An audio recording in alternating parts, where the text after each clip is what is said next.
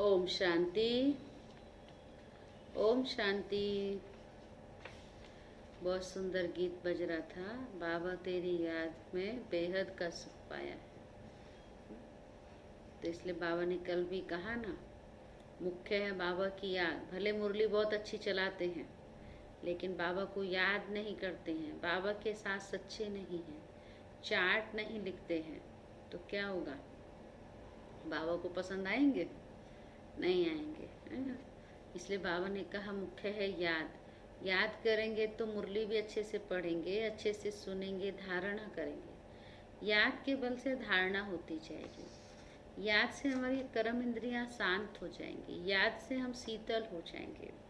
और आज विशेष बाबा ने कहा, जो हम कांटे थे, कांटों के जंगल में हम कांटे समान बन गए थे, तो हम कांटे से फूल जो शिव बाबा हमको बनाने आया है, रोज हम बच्चों पर मेहनत करता है हमको खुशबूदार फूल बनाने के लिए, तो वो हम फूल बनना चाहते हैं लेकिन नहीं हो पाते। उसका कारण भी है कि हम शिव बाबा को अच्छे तरह से याद नहीं करते हैं, प्यार से याद नहीं करते हैं, मीठी याद नहीं करते हैं। तो बाबा को प्यार से, मीठे बाबा को बहुत दिल से हम याद करते हैं, तो यह याद ही हमको शीतल छाया देती है। ये याद ही हमको शक्तिशाली बनाती है। ये याद ही हमको खुशबूदार फूल बनाती है। और बाबा की याद से हमारे अंदर भी अच्छे अच्छे मैनर्स आते जाते हैं। तो आज 2 जुलाई 2020 की मुरली साकार महावाक्य। मीठे बच्चे, तुम्हें अभी भविष्य 21 जन्मों के लिए यहाँ ही पढ़ाई पढ़नी है। ऐसे नहीं कि भविष्य 21 जन्मों का सुख पाना है तो वहाँ जा कर के पढ़ेंगे। यहाँ जो अच्छी तरह पुरुषार्थ करेंगे, यहाँ जो अच्छे से पढ़ाई करेंगे, उसी के आधार पर हमको भविष्य में प्रारब्ध मिलेगी। कांटे से खुशबूदार फूल बनना है, देवी गुण धारण करने और कराने हैं। खुशबूदार फूल बनना है, देवी गुण धारण करने और कराने हैं। प्रश्न है, किन बच्चों का बुद्धि का ताला नंबर वार खुलता जाता है? तो उसके लिए बाबा ने कहा, जो अच्छी तरह बाबा को याद करते हैं और श्रीमत पर चलते हैं, उनकी बुद्धि का ताला खुलता जाता है। तो तरह जो श्रीमत पर चलते रहते हैं, पतित पावन बाप की याद में रहते हैं, पढ़ाई पढ़ाने वाले के साथ जिनका योग है, उनकी बुद्धि का ताला खुलता जाता है। बाबा कहते हैं, बच्चे अभ्यास करो कि हम आत्मा भाई भाई हैं। हम बाप से सुनते हैं, देही अभिमानी होकर सुनो और सुनाओ तो ताला खुलता जाएगा। ओम शांति। बाप बच्चों को समझाते हैं, जब यहाँ बैठते हो तो ऐसे भी नहीं कि सिर्फ शिव बाबा की याद में रहना है, वह हो जाएगी सिर्फ शांति, फिर सुख भी चाहिए। तुमको शांति में रहना है और स्वदर्शन चक्रधारीपन राजाई को भी याद करना है। तुम पुरुषार्थ करते ही हो नर से नारायण अथवा मनुष्य से देवता बनने के लिए। यहाँ भल कितने भी कोई में देवी गुण हो तो भी शिव बाबा कहते हैं उनको देवता नहीं कहेंगे। कहेंगे ना, इसके अंदर बहुत गुण है, ये तो पूरा देव समान है। देव समान है पर देवता नहीं है, क्योंकि देवताएं कहाँ होते हैं? सतयुग में। तो बाबा कहते हैं यहाँ किसके अंदर कितने भी गुण होंगे तो देव समान कह सकते हैं, पर देवता नहीं कहेंगे। देवता कहाँ होते हैं? स्वर्ग में ही। दुनिया में मनुष्यों को स्वर्ग का पता नहीं है। तुम बच्चे जानते हो, नई दुनिया को स्वर्ग और पुरानी दुनिया को नरक कहा जाता है। यह भी भारतवासी ही जानते हैं। जो देवी देवताएं सतयुग में राज्य करते थे, उन्हों के चित्र भी भारत में ही हैं।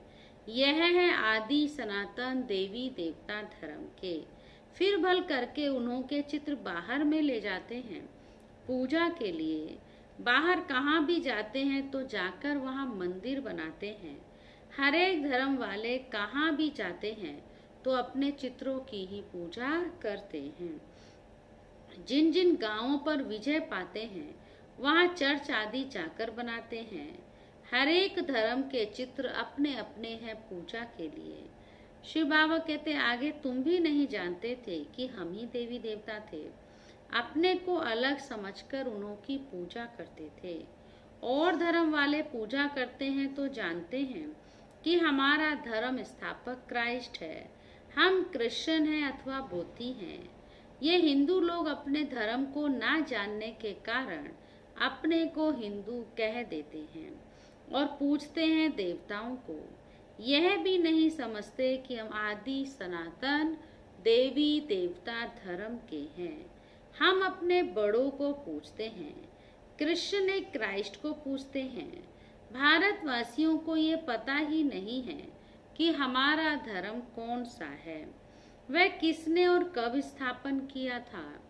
तो बाप कहते हैं यह भारत का आदि सनातन देवी देवता धर्म जब प्राय लोप हो जाता है तब मैं आता हूँ फिर से स्थापन करने। यह ज्ञान अभी तुम बच्चों की बुद्धि में है। पहले कुछ भी नहीं जानते थे। बिगर समझे भक्ति मार्ग में चित्रों की पूजा करते रहते थे। अभी तुम बच्चे जानते हो कि हम भक्ति मार्ग में नहीं हैं। अब हम कहाँ आ गए हैं? भक्ति से ज्ञान मार्ग में आ गए हैं। अभी हम भक्ति में नहीं हैं, हम अभी ज्ञान में, ज्ञान मनस समझ। अभी तुम ब्राह्मण कुल भूषण और शूद्र कुल वालों में रात दिन का फर्क है। वह भी इस समय तुम समझते हो। पहले तो हम भी वहीं थे तो पता ही नहीं चलता था। बाबा कहते यह अंतर भी अभी तुम समझते हो। सतयुग में यह नहीं समझेंगे। इस समय ही तुमको समझ मिलती है। कौन समझाता है हमको? बाबा। बाप आत्माओं को समझ देते हैं। पुरानी दुनिया और नई दुनिया का तुम ब्राह्मणों को ही पता है। पुरानी दुनिया में ढेर मनुष्य हैं। यहाँ तो मनुष्य कितना लड़ते झगड़ते हैं। यह है ही कांटों का जंगल। तुम बच्चे जानते हो हम भी कांटे थे। अभी बाबा हमको फूल बना रहे हैं। कांटे इन खुशबूदार फूलों को नमन करते हैं। यह राज भी अभी तुमने जाना है। हम सो देवता थे जो फिर आकर अब खुशबूदार फूल बने हैं। बाप ने समझाया है यह है ड्रामा। आगे ये ड्रामा बाइस्कोप आदि नहीं थे। यह भी अभी बने हैं। क्यों बने हैं ये कोई नहीं जानते, क्योंकि बाप को दृष्टांत देने में सहज हो, इसलिए ड्रामा आदि बने। ये भी बाबा ने हमको समझाया। ड्रामा के आधार पर, उन गीतों के आधार पर बाबा हम बच्चों को समझाते हैं ना। बच्चे भी समझ सकते हैं। ये साइंस भी तो तुम बच्चों को ही सीखनी है ना। आज देखो साइंस कितना काम आ रही है, ये साधन कितने काम आ रहे हैं। हम घर बैठे शिव बाबा के महावाक्य को सुन रहे हैं। घर बैठे हम बड़े बड़े महारथियों के अनुभवों का लाभ ले रहे हैं। अनुभव युक्त क्लासेस सुनते हैं, योग करते हैं, कितने सारे फायदे हो रहे हैं। तो इसलिए बाबा कहते हैं सब आपके ही काम आने हैं। दुनिया कोई एकदम तो खत्म नहीं हो जाती है। संस्कार ले जाकर फिर जन्म लेते हैं। विमान आदि भी बनाते हैं। जो जो काम की चीजें वहाँ के लायक है वह बनती हैं। स्टीमर बनाने वाले भी होते हैं, परंतु स्टीमर तो वहाँ काम में नहीं आएंगे। भल कोई ज्ञान लेवे या ना लेवे, परंतु उनके संस्कार काम में नहीं आएंगे। वहाँ स्टीमर्स आदि की दरकार ही नहीं, ड्रामा में है ही नहीं। वहाँ विमानों की, बिजलियों आदि की दरकार पड़ेगी। वहाँ इन्वेंशन निकालते रहते हैं। कहाँ? बाबा कहते इन्वेंशन तो यहीं निकलेगी, पर वहाँ फिर रिफाइन होकर के ये जाएंगे। यहीं से सीख करके जाते हैं। ये सब बातें तुम बच्चों की बुद्धि में। इसलिए बाबा कहते जिसका जो हुनर है वो फिर सतयुग में भी काम आएगा, लेकिन वहाँ रिफाइन होकर के जाएंगे। तुम बच्चे जानते हो कि हम पढ़ते ही हैं कहाँ के लिए? नई दुनिया के लिए। बाबा हमको भविष्य के जन्मों के लिए पढ़ाते हैं। हम स्वर्गवासी बनने के लिए पवित्र बन रहे हैं। पहले हम नरकवासी थे। मनुष्य कहते भी हैं कि फलाना स्वर्गवासी हुआ, परंतु हम नरक में हैं ये कोई समझते नहीं हैं। बुद्धि का ताला ही नहीं खुलता है। तुम बच्चों का अब धीरे धीरे ताला खुलता जाता है। नंबर 1, पुरुषार्थ अनुसार ताला उनका खुलेगा जो श्रीमत पर चलने लग पड़ेंगे और पतित पावन बाप को याद करेंगे। बाप ज्ञान भी देते हैं और याद भी सिखलाते हैं। टीचर है ना, शिव बाबा पढ़ाता भी है, ज्ञान भी देता है और सिखलाता भी है। मैनर्स भी तो टीचर सिखलाते हैं ना, टीचर पढ़ाते भी हैं और मैनर्स भी सिखलाते हैं। तो बाबा ने टीचर मैनर्स सिखलाता है। कल भी कितना चला है, तुम या तूने क्या ना, आप के बात करनी है। तो टीचर पर जरूर पढ़ाएंगे। जितना टीचर और पढ़ाई से योग होगा उतना ऊंच पद पाएंगे। उस पढ़ाई में तो योग रहता ही है। जानते हैं बैरिस्टर पढ़ाते हैं, यहाँ हमें कौन पढ़ाते हैं हम भूल जाते हैं। कल भी हमने कहा कितना नशा होना चाहिए, हम कितने भाग्यवान कि भगवान हमको पढ़ाते हैं। तो यहाँ भी हमें बाप पढ़ाते हैं, ये नशा होना चाहिए। ये भी भूल जाते हैं क्योंकि नई बात है ना। देह को याद करना तो बहुत सहज है, घड़ी घड़ी देह याद आ जाती है। हम आत्मा ये भूल जाते हैं। हम आत्माओं को कौन समझाते हैं? बाप समझाते हैं। हम आत्माएं सब भाई भाई हैं। बाप तो जानते हैं हम परमात्मा हैं। आत्माओं को सिखलाते हैं कि अपने को आत्मा समझ और आत्माओं को बैठकर सिखलाओ। यह आत्मा कानों से सुनती है।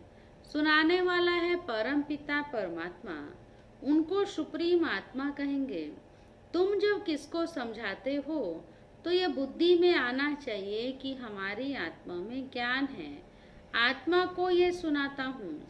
हमने बाबा से जो सुना है वह आत्माओं को सुनाता हूँ। यह है बिल्कुल नई बात। तुम दूसरे को जब पढ़ाते हो तो देही अभिमानी होकर नहीं पढ़ाते हो। शिकायत कर रहा है बाबा, भूल जाते हो कि हम आत्मा है, दूसरे भी आत्मा है। हम शिव बाबा की पढ़ाई पढ़ रहे हैं, पढ़ करके दूसरों को भी वही पढ़ा रहे हैं। कौन है? लेकिन हम आत्मा है। पढ़ाई किसकी है? बाबा की है। सुनाने वाला कौन है? बाप है। वही बाबा ने कहा ये तुम भूल जाते हो, मंजिल है ना, यही तो मुख्य मेहनत है ना। बुद्धि में ये याद रहना चाहिए कि मैं आत्मा विनाशी हूँ। मैं आत्मा इन कर्म इंद्रियों द्वारा पाठ बजा रही हूँ। तुम आत्मा शूद्र कुल में थी, अभी ब्राह्मण कुल में हो, फिर देवता कुल में जाएंगे, वहाँ शरीर भी पवित्र मिलेगा। हम आत्माएं भाई भाई हैं। ये कौन पढ़ाते हैं? बाप बच्चों को पढ़ाते हैं। बच्चे फिर कहेंगे हम भाई भाई हैं, भाई को पढ़ाते हैं। आत्मा को ही समझाते हैं। आत्मा शरीर द्वारा सुनती है। ये बड़ी महीन बातें हैं, स्मृति में नहीं आती है। आधा कल तुम देह अभिमान में रहे, इस समय तुमको देही अभिमानी होकर रहना है। अपने को आत्मा निश्चय करना है। आत्मा निश्चय कर बैठना है। आत्मा निश्चय कर सुनना है। आत्मा का पाठ आज बाबा पक्का करा रहे हैं। परम पिता परमात्मा ही हमको सुनाते हैं। तब तो कहते हैं ना, आत्मा परमात्मा अलग रह बहुकाल, सुंदर मेला कर दिया जब सतगुरु मिले दलाल।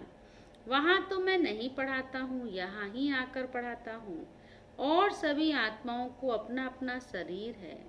ये बाप तो है सुप्रीम आत्मा, उनको शरीर है नहीं, उनकी आत्मा का ही नाम है शिव। जानते हो यह शरीर हमारा नहीं है। मैं सुप्रीम आत्मा हूँ, मेरी महिमा अलग है। हर एक की महिमा अपनी अपनी है ना। गायन भी है ना, परम पिता परमात्मा ब्रह्मा द्वारा स्थापना करते हैं। वह ज्ञान का सागर मनुष्य सृष्टि का बीज रूप है। वह सत्य है, चैतन्य है, आनंद सुख शांति का सागर है और हम भी उसकी संतान हैं। तो जो बाप के गुण वह हमारे भी, वह सुख का सागर है। तो मैं आत्मा भी मास्टर सुख स्वरूप हूँ।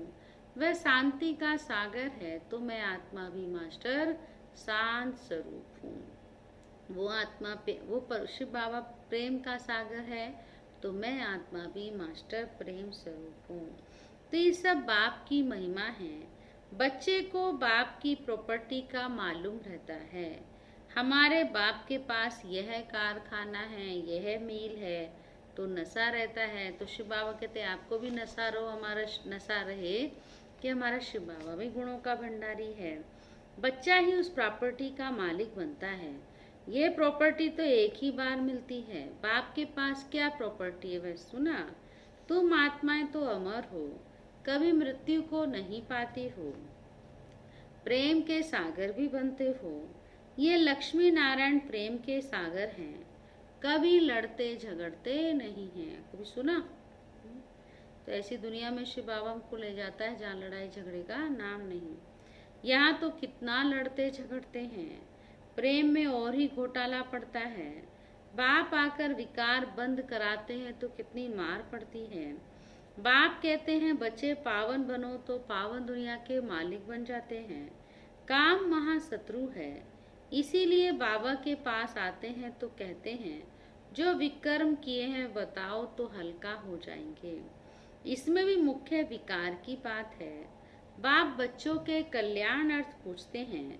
बाप को ही कहते हैं कि पतित पावन आओ, क्योंकि पतित विकार में जाने वाले को ही कहा जाता है। तो पतित पावन शिव बाबा आकर के हमको पावन बनाते हैं। यह दुनिया भी पतित है, मनुष्य भी पतित है, तो इस समय 5 तत्व भी पतित हैं। वहाँ तुम्हारे लिए तत्व भी पवित्र चाहिए। इस आसुरी पृथ्वी पर देवताओं की परछाया नहीं पड़ सकती है। लक्ष्मी का आह्वान करते हैं, परंतु यहाँ थोड़े ही आ सकती है। ये 5 तत्व भी बदलने चाहिए। सत्युग है नई दुनिया, यह है पुरानी दुनिया। इनके खलास होने का समय है। मनुष्य समझते अभी 40,000 वर्ष पड़े हैं, जबकि कल्प ही 5,000 वर्ष का है। तो फिर सिर्फ एक कलयुग 40,000 वर्ष का कैसे हो सकता है? कितना ज्ञान अंधियारा है। ज्ञान है नहीं, भक्ति है ब्राह्मणों की रात, ज्ञान है ब्रह्मा का और ब्राह्मणों का दिन। जो अब प्रैक्टिकल में हो रहा है, सीढ़ी में बड़ा क्लियर दिखाया हुआ है। नई दुनिया और पुरानी दुनिया को आधा आधा कहेंगे। ऐसे नहीं कि नई दुनिया को जास्ती टाइम और पुरानी दुनिया को थोड़ा टाइम कहेंगे। नहीं, पूरा आधा आधा होगा तो क्वार्टर भी कर सकेंगे। आधा में ना हो तो पूरा क्वार्टर भी ना हो सके। स्वास्तिका में भी 4 भाग देते हैं। समझते हम गणेश निकालते हैं। अब बच्चे समझते हैं ये पुरानी दुनिया विनाश होनी है। हम नई दुनिया के लिए ये पढ़ाई पढ़ रहे हैं। हम नर से नारायण बनते हैं। कहाँ के लिए? नई दुनिया के लिए। कृष्ण भी नई दुनिया का है। कृष्ण का तो गायन हुआ। उनको महात्मा कहते हैं क्योंकि छोटा बच्चा है। छोटे बच्चे प्यारे लगते हैं, बड़ों को इतना प्यार नहीं करते हैं जितना छोटे बच्चों करते हैं। कोई भी करता है क्यों? क्योंकि सतो प्रधान अवस्था है, विकार की बदबू नहीं है। बड़े होने से विकारों की बदबू हो जाती है। बच्चों को कभी क्रिमिनलाई हो ना सके। ये आंखें ही धोखा देने वाली है। इसलिए दृष्टांत देते हैं कि उसने अपनी आंखें निकाल दी। किसने? सूरदास जी के लिए कहते हैं ना कि उन्होंने अपनी आंखें ही निकाल दी। बाबा तो ऐसा नहीं कहता। बाबा तो कहता है तुमको अपने को आत्मा समझेंगे, दूसरों को आत्मा देखेंगे तो गलत दृष्टि जाएगी नहीं। ऐसी कोई बात है नहीं, ऐसे कोई आंखें निकालते नहीं है। इस समय बाबा ज्ञान की बातें समझाते हैं। तुमको तो अभी ज्ञान की तीसरी आंख मिली है। आत्मा को स्पिरिचुअल नॉलेज मिली है। आत्मा में ही ज्ञान है। बाप कहते हैं मुझे ज्ञान है। आत्मा को निर्लेप नहीं कह सकते। आत्मा ही एक शरीर छोड़ दूसरा लेती है। आत्मा अविनाशी है कितनी छोटी। उनमें 84 जन्मों का विनाशी पार्ट है। ऐसी बात कोई और कह ना सके। वह तो निर्लेप कह देते हैं। इसलिए बाप कहते हैं पहले आत्मा को रियलाइज करो। कोई पूछते हैं जानवर कहाँ जाएंगे? जानवरों का क्या होगा? जानवरों का बाप कौन है? बाबा कहते अरे जानवरों की बात ही छोड़ो, पहले अपने को आत्मा तो रियलाइज करो। खुद को आप शुद्ध पवित्र पावन बना देंगे तो उस पर सृष्टि प्रकृति जानवर सब पावन हो जाएंगे। मैं आत्मा कैसी हूँ, क्या हूँ, ये तो सोचो, अपने बारे में सोचो ना, अपने को पावन बनाओ। बाप कहते हैं जबकि अपने को आत्मा ही नहीं जानते हो तो मुझे फिर क्या जानेंगे? ये सब महीन बातें तुम बच्चों की बुद्धि में है। आत्मा में 84 जन्मों का पाठ है, वह बजता रहता है। कोई फिर कहते हैं ड्रामा में नूंद है, तो फिर हम पुरुषार्थ ही क्यों करें? अरे पुरुषार्थ बिगड़ तो पानी भी नहीं मिल सकता। ऐसे नहीं ड्रामा अनुसार आप ही सब कुछ मिलेगा। कर्म तो जरूर करना ही है। अच्छा व बुरा कर्म होता है, ये बुद्धि से समझ सकते हैं। बाप कहते हैं ये रावण राज्य है, इसमें तुम्हारे कर्म विकर्म बन जाते हैं। वहाँ रावण राज्य ही नहीं जो विकर्म हो। मैं ही तुमको कर्म अकर्म और विकर्म की गति समझाता हूँ। वहाँ तुम्हारे कर्म अकर्म हो जाते हैं। रावण राज्य में कर्म विकर्म हो जाते हैं। गीता पाठी भी कभी यह अर्थ नहीं समझाते, वह दूसरा पढ़कर सुनाते हैं। संस्कृत में श्लोक सुनाकर फिर हिंदी में अर्थ करते हैं। तो बाप कहते हैं कुछ कुछ अक्षर ठीक है, भगवानो वाच है, परंतु भगवान किसको कहा जाता है ये किसी को भी पता नहीं है। अच्छा मीठे मीठे सीखी लदे बच्चों प्रति मात पिता बाप दादा का याद प्यार और गुड मॉर्निंग। रूहानी बाप की रूहानी बच्चों को नमस्ते। हम रूहानी बच्चों की रूहानी बाप दादा को भी गुड मॉर्निंग, नमस्ते नमस्ते नमस्ते। धारणा के लिए मुख्य सार। बेहद बाप की प्रॉपर्टी की मैं आत्मा मालिक हूँ। जैसे बाप शांति पवित्रता आनंद का सागर है, ऐसे मैं आत्मा मास्टर सागर हूँ। मैं आत्मा मास्टर सागर हूँ, इसी नशे में रहना है। सेकंड पॉइंट, ड्रामा के पुरुषार्थ नहीं छोड़ना है, कर्म जरूर करने हैं। कर्म अकर्म विकर्म की गति को समझ सदा श्रेष्ठ कर्म ही करने हैं। वरदान आज का, सदा बाप के अविनाशी और निस्वार्थ प्रेम में लवलीन रहने वाले, सदा बाप के अविनाशी और निस्वार्थ प्रेम में लवलीन रहने वाले माया प्रूफ भव। जो बच्चे सदा बाप के प्यार में लवलीन रहते हैं उन्हें माया आकर्षित नहीं कर सकती है। जैसे वाटरप्रूफ कपड़ा होता है तो पानी की एक बूंद भी नहीं टिकती, ऐसे जो लगन में लवलीन रहते हैं वे माया प्रूफ बन जाते हैं। माया का कोई भी वार वार नहीं कर सकता, क्योंकि बाप का प्यार अविनाशी और निस्वार्थ है। इसके जो अनुभवी बन गए वे अल्पकाल के प्यार में फंस नहीं सकते। जिसने बाप के प्यार का अनुभव कर लिया वह अल्पकाल के किसी और के प्यार में फंस नहीं सकते।